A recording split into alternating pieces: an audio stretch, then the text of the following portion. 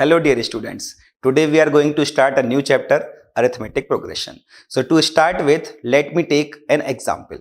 Suppose I get a job and initially I am getting rupees 10,000 as a salary for first year. Rupees 10,000 is my salary for first year. And I get an increment of rupees 500 suppose in second year. So second year I will get the total salary of 10,500 rupees. Yes, increment of 500 I get. Now for third year, suppose I get increment of 200 rupees. Then my salary will be 10,500 plus 200 in third year. So it will be 10,700. And now in fourth year, I get increment of rupees 400. Then my salary will be rupees 10,700 plus 400. That is 11,100. So my salary will be 11,100 in fourth year, and so on. I get increment of some rupees in each consecutive year. Now the question is, what does it represent? This is a sequence only. It is a sequence. If we study, if we read it, like in first year I am getting rupees 10,000, second year 10,500, third year 10,700, then it is a sequence. In sequence it is.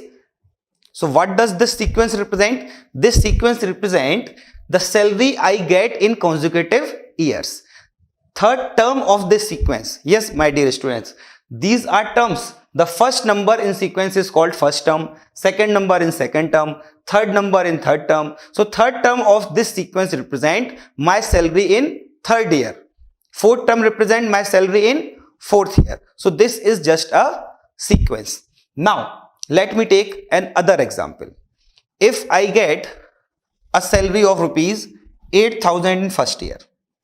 Suppose I get salary of rupees 8,000 in first year, and I get an increment of rupees 5,000 for second year. Then my salary will be rupees 8,500 in second year. And then I again get an increment of rupees 500 in third year. Then my salary will be rupees 9,000 in third year, and so on. 8,500 plus 500. And then I again get increment of 500, then it will be rupees 9,500 for fourth year, then 10,000 for fifth year, and so on. So what is the difference between these two in this example and in this example? In this example, we are not getting any pattern. So this is just a sequence. We cannot determine the salary in next year. We cannot determine, because there is no certain pattern. I am getting random increment every year. But in second example, I am getting a fixed increment every year. So we can see there is a pattern. Rupees 8,000, then rupees 8,500, then rupees 9,000, means every time I am getting 500 rupees as an increment. So you can easily say that in next year your salary will be rupees 9,500, and in next year your salary will be rupees 10,000, and so on. So this follows a certain pattern. This is also a sequence, but it follows a certain pattern. There may be some other pattern also. Suppose a culture have 1,000 bacteria initially. Suppose a culture has 1,000 bacteria initially, and in every hour the number of bacteria get doubles. So in second hour it will be rupees.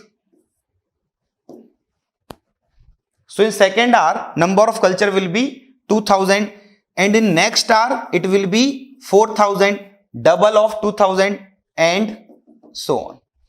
So in this case again it follows a certain pattern. You can say that next term of this sequence, this is also a sequence. This sequence represent the number of culture after every hour. So next term of this sequence will be 8,000, next will be 16,000, and so on.